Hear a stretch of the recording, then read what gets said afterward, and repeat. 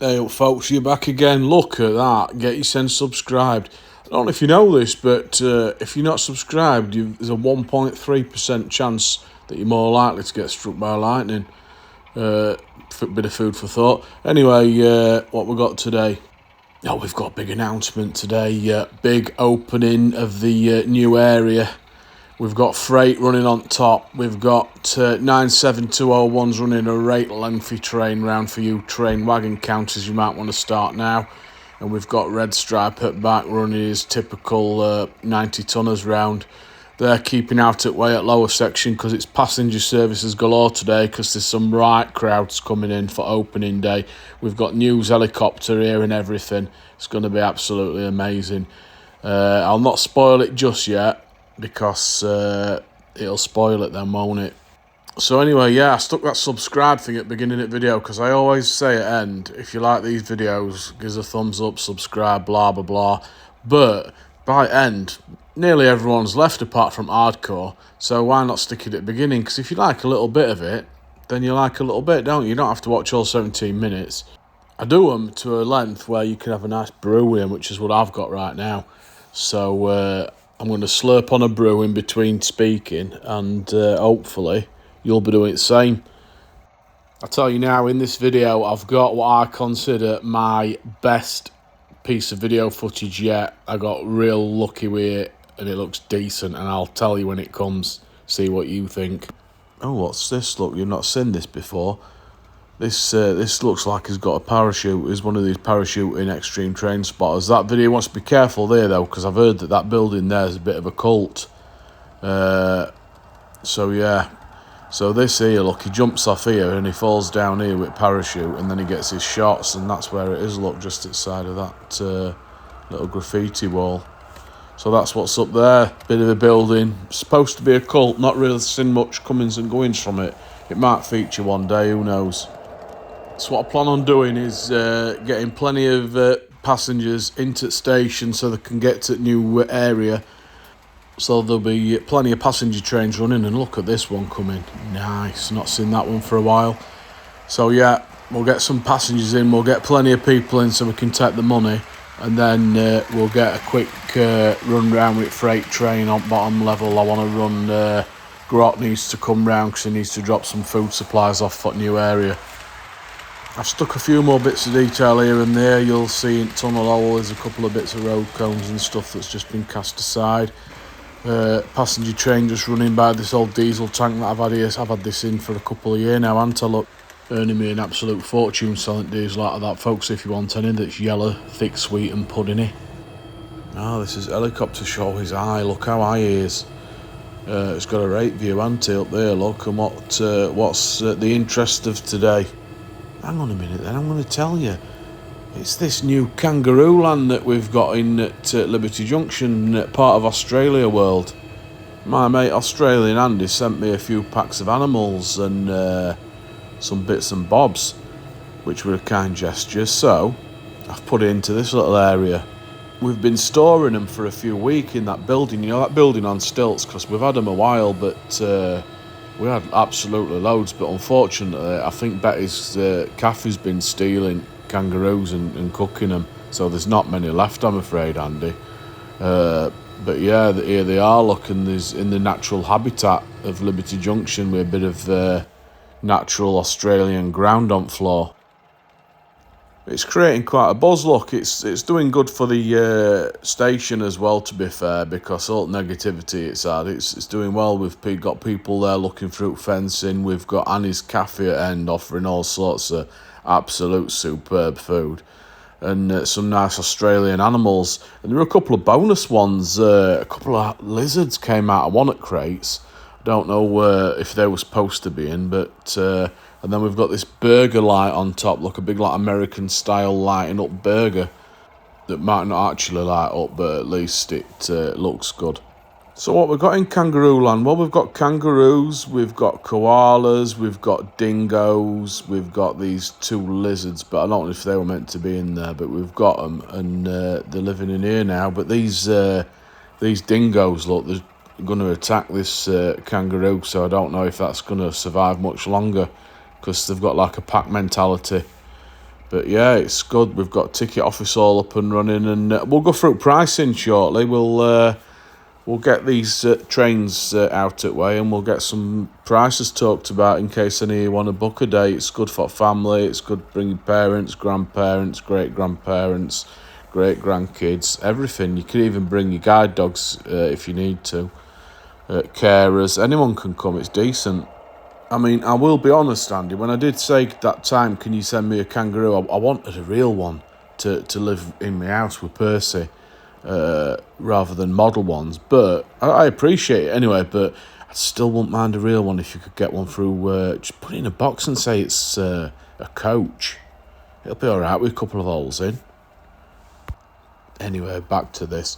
Why are you still filming? Cameraman, why are you still filming her? We know on. Stop filming her. She needs to be gone. Yeah, security, can you get to platform 1 and just have a word with that woman who's got no kit on? Look at that, 4 trains in a shot. Boom! It snuck up on me, that, while I was talking about her with her kit off. Yeah, 4 trains in a shot, that. Beautiful. Anyway, let me tell you about Kangaroo Land. It's basically adults £35, children a bit cheaper, OAP's £34. It's a tenner for guide dogs, and I do a season ticket for £300 with a maximum of 8 visits, and maximum stays 30 minutes. Because can't have it too crowded, can I? And 30 minutes is enough to have a look and then get your sends off. Come back another time. You can then go to a cafe, and here's one at menus. Look, we've got fish and chips, we've got all sorts. If you want a glass of tap water, I mean, I've got to charge you for that. Tap water's $1.50, as you can see, but reasonable prices. And I know what you're going to say about charging for tap water, but I've sold quite a bit of it actually, and you're gonna be getting people off at platform just bringing the kids for a drink because they're thirsty and just milking it. So that's why I've put charges on water. Like I said, I've done about 80 quid in water up to now because it's been a real hot day, so decent. And if you do come, I recommend cheeseburger, and I recommend sponge pudding and custard. Treacle sponge with secret recipe custard. We'll say no more about it. Come and try it. And if you want to take some away with you as well, I do takeaway custard, 1 gallon pots, 30 quid. It's not going to be around forever. It's going to be around for about 6 months on Best Before, and then there'll be no more. Well, there might be another one coming, but at the minute there's no more.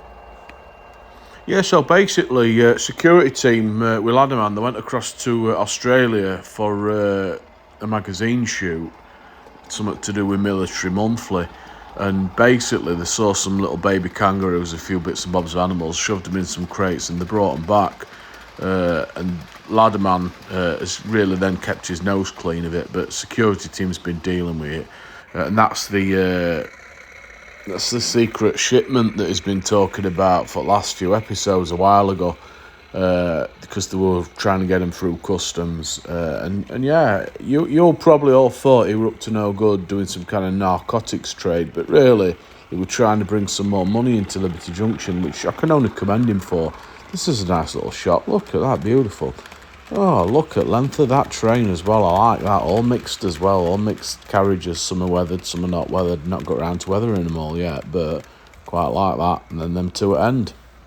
I wonder what it looked like from the other side, though. That'd be nice, wouldn't it? A nice treat.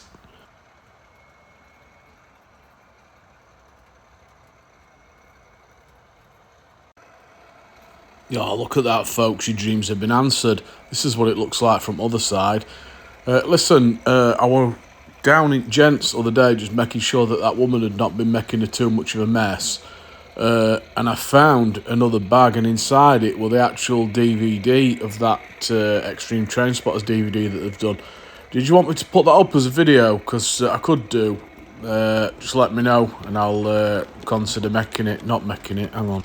Oh, sod it, I'll leave that in. Listen, this is what happens when you're freestyling. Yeah, if you want that video, we'll get it uploaded and you can have a look at it. Let me know.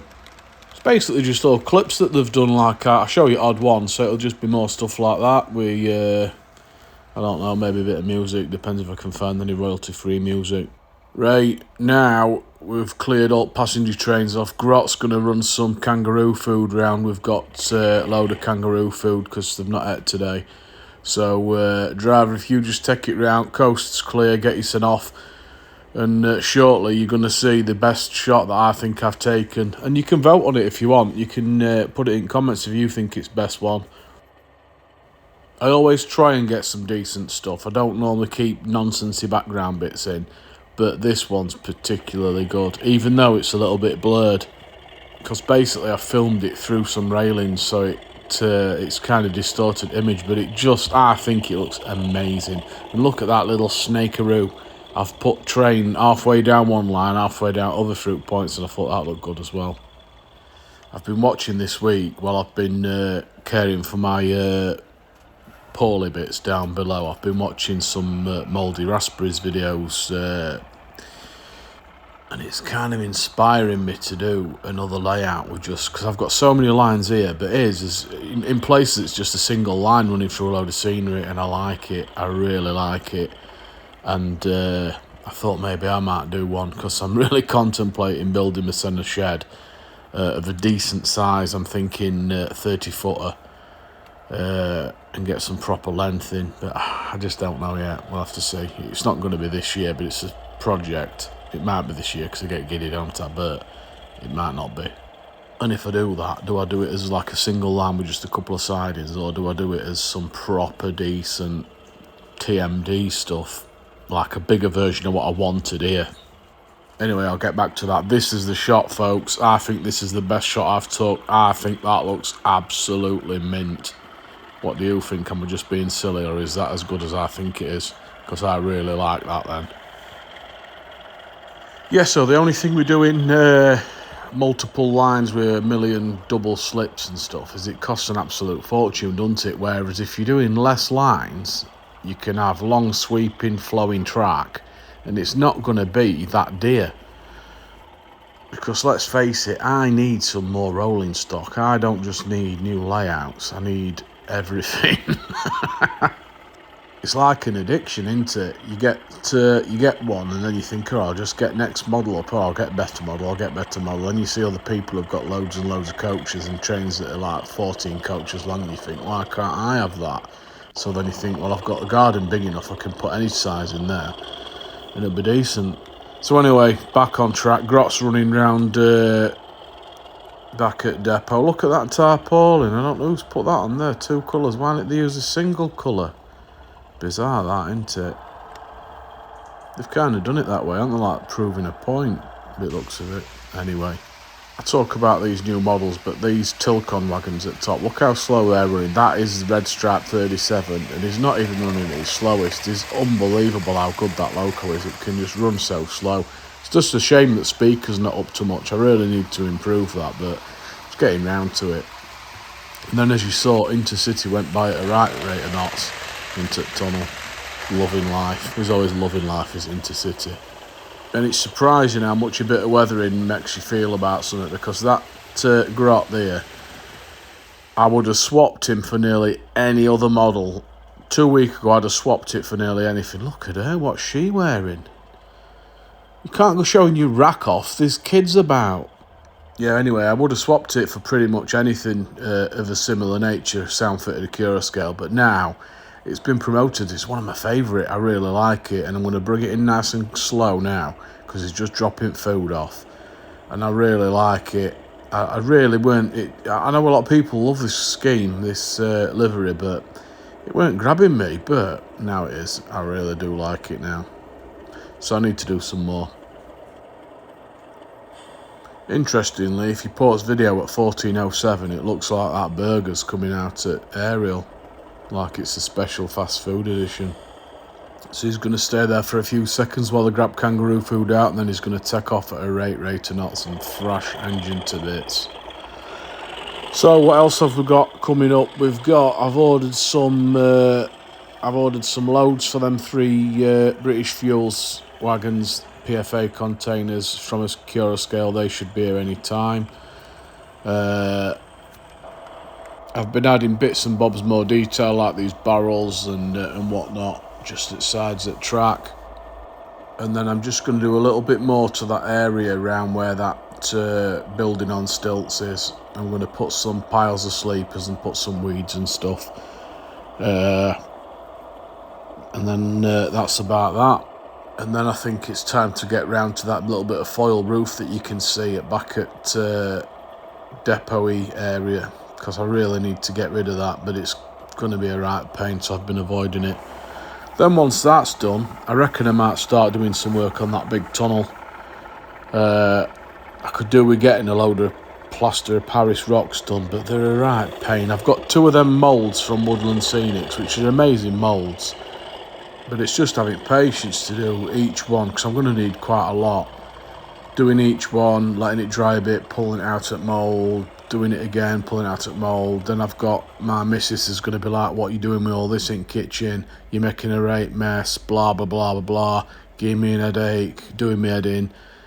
Oh, it's going to be chaos. So I'll have to do it when she's at work, and I'll have to tidy up, because it's a right messy stuff in it, and it's just going to cause me a load of grief. So I've just been avoiding it a bit. The bag of plaster I've got is from, it's probably 2 years old now, the plaster of Paris I've got, and it's probably no good. I don't know if it lasts. Does anyone know? And then last time I did them, they stayed wet for ages. I ended up shoving them in airing cupboard, and then I got done for that, because I made all shelves go white. So it's a no-win situation. So it's going to take me ages. Then you've got to dry them. It's going to take ages, and then doing jobs are going to take ages. So I don't know. It might be one for after summer, or I could do it in summer. I don't know. It's kind of, you pray for good weather, don't you, for your days off? But then when it's hot, I can't go up there. So now it's when weather's rubbish, I can go up there. So if I want to be an antisocial hermit, I pray for bad weather. And if I want to have some good summer fun and drink beer in garden, I need good weather. So I can't have both, but kind of best of both worlds, isn't it? Because I like going in loft. So if weather's bad, I'm not bothered. And then if weather's good, I'm not bothered. If weather's too good, though, I ain't going to be able to put videos out, am I? Because I'm going to be too busy drunk in garden.